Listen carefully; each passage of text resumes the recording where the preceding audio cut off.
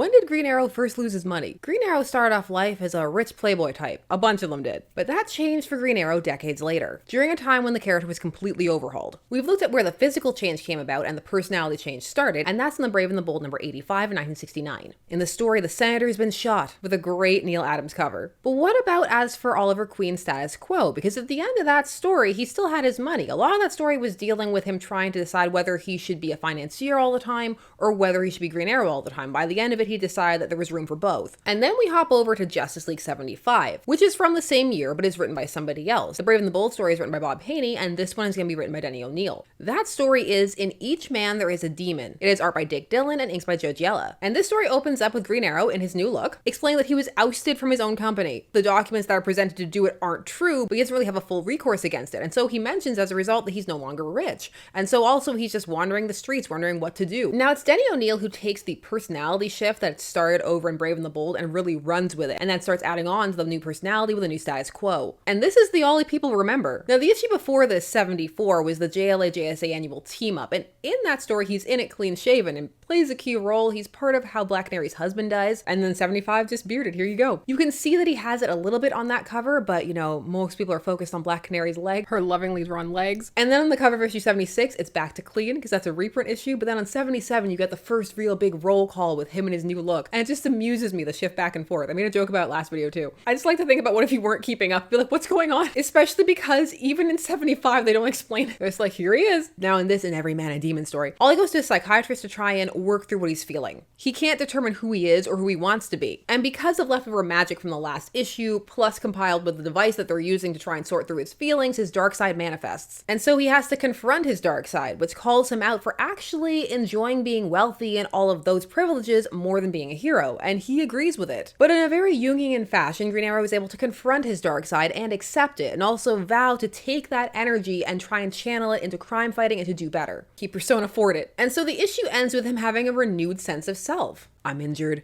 penniless, and happier than ever before, because now I know who I am. And so Green Arrow was on a new path, and this sticks to his character. And there's this consistent push and pull against his wealth and privilege that still plays out sometimes. It's easy to even forget the Green Arrow from before. Are you pro penniless Green Arrow? Do you like stories where characters have to confront their dark side? If so, which is your fave?